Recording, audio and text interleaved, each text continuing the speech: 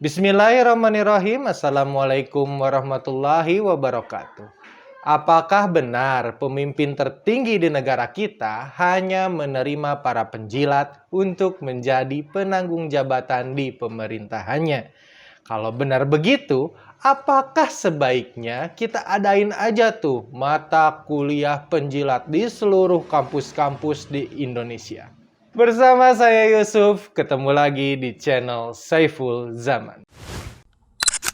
Jadi kan kita tahu ya, kemarin BEM SI, BEM seluruh Indonesia memberikan ultimatum kepada Bapak Presiden Jokowi selama 3 hari.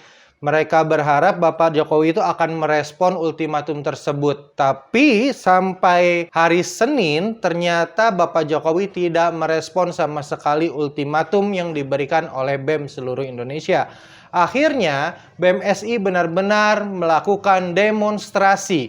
Tapi kali ini demonya diadakan di depan gedung KPK.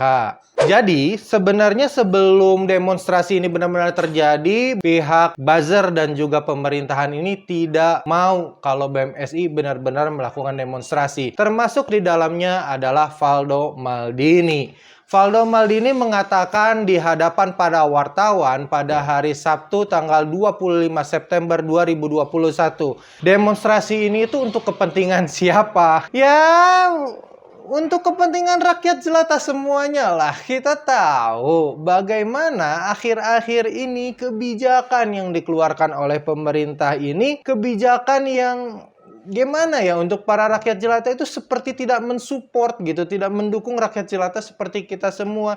Jadi ya kepentingannya ya untuk kepentingan rakyat jelata gitu, Pak. Ya, jadi lebih lanjut kepada wartawan yang ada di sana, Bapak Valdo Maldini ini mengatakan kalau sekarang ini lagi pandemi, dan lagi pandemi gini kan kita nggak boleh berkerumun. Demonstrasi berpotensi untuk menimbulkan kerumunan.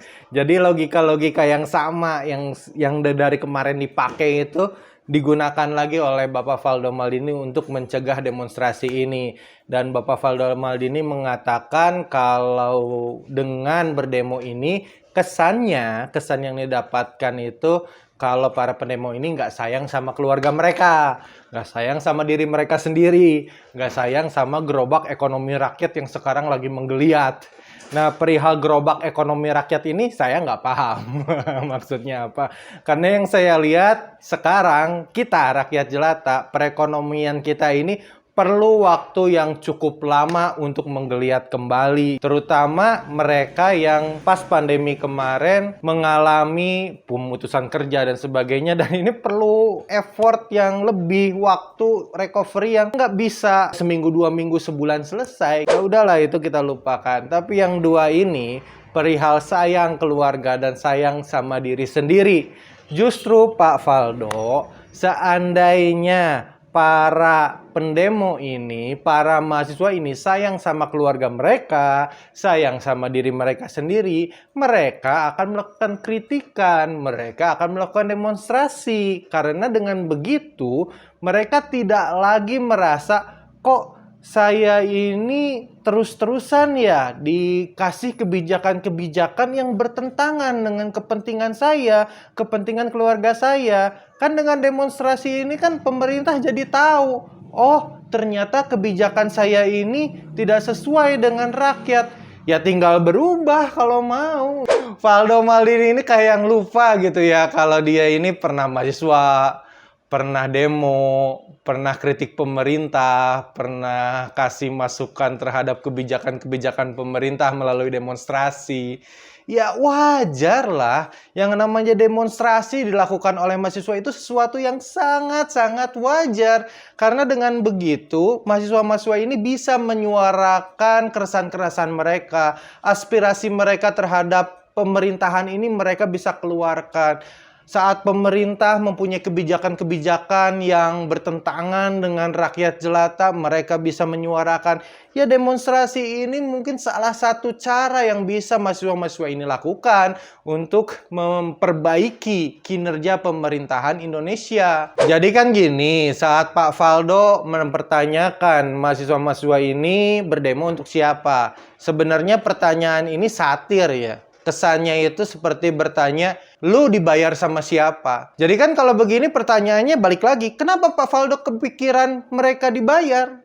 Emang Pak Faldo dulu kalau misalkan demo-demo dibayar juga? Ya selain daripada itu, sebenarnya dugaannya saya yang lebih gawat lagi ini kalau Pak Faldo ini sebenarnya sebagai manusia ya, sebagai rakyat, dia mengakui kalau kebijakan pemerintah ini banyak lubangnya. Kan kita punya hati nurani ya. Kita juga tahu kalau sesuatu ini ada lubangnya atau enggak gitu. Kita bisa lihat gitu loh.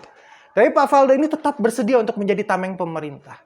Tetap bersedia untuk tidak mempersilahkan kritikan-kritikan masuk. Tetap bersedia untuk tidak sekedar menutupi, tapi memuja-muji pemerintah. Jadi Pak Faldo melakukan itu semua hanya karena agar Pak Faldo ini tetap di jabatannya. Kan Pak Faldo dulunya buzzer, sekarang punya jabatan gitu kan. Jadi itu cara yang dia gunakan agar bisa naik dan agar bisa bertahan. Ya kan ini lebih gawat. Sekarang kan rakyat jelata di Indonesia ini menduga kalau untuk menjabat di pemerintah, untuk mendapatkan posisi yang penting di struktur pemerintahan, ini kita harus pandai menjilat. Dan seakan-akan ini menjadi satu-satunya skill gitu yang dibutuhkan seseorang agar bisa masuk ke pemerintahan. Tidak mengkritik dan terus memuja-muji. Ya penjilat lah. Ya kalau kayak gini kan penjilat adalah skill set yang harus dibutuhkan oleh seseorang agar menjadi pejabat, komisaris, menteri, dan sebagainya di pemerintahan. Ya udahlah kalau kayak gini mah udahlah kita belajar menjilat aja deh, ayolah dari sekarang lah. Sahabat semua, perjuangan dakwah melalui kanal YouTube ini bukanlah perkara yang mudah. Penuh jalan yang terjal dan berliku. Apalagi kita semua tahu, dakwah nahi mungkar ini yang justru dihindari sebagian orang di kalangan kita. Ya, karena jelas kami berbenturan dengan penguasa di negeri ini hari ini. Sebelum kami dikenal sebagai pengkritik pemerintah, lembaga kami senantiasa mendapatkan proyek-proyek terutama dari dinas-dinas dan BUMN. Tapi setelahnya di stop. Sebelum kami kerap menasehati pemerintah, kami pun mendapatkan kesempatan untuk mengajar di beberapa kampus. Setelahnya di stop juga. Tapi itu tidak menyurutkan langkah kami, tidak menyurutkan semangat kami untuk terus berkontribusi baik dengan pemikiran kita, dengan inspirasi yang kita berikan. Mudah-mudahan menjadi pelecut untuk terus menjadi bagian yang membaikkan negeri ini. Dengan segala keterbatasan alat dan SDM yang kami punya, kami terus berjuang menegakkan jalan kebenaran, jalan Islam. Bagi sahabat semua yang ingin turut serta membersamai perjuangan kami, memperjuangkan hak-hak Islam yang termarginalkan, membela rakyat jelata yang terus-menerus menjadi korban penderitaan karena ugal-ugalannya pola penguasa hari ini. Sahabat bisa berdonasi melalui rekening ini.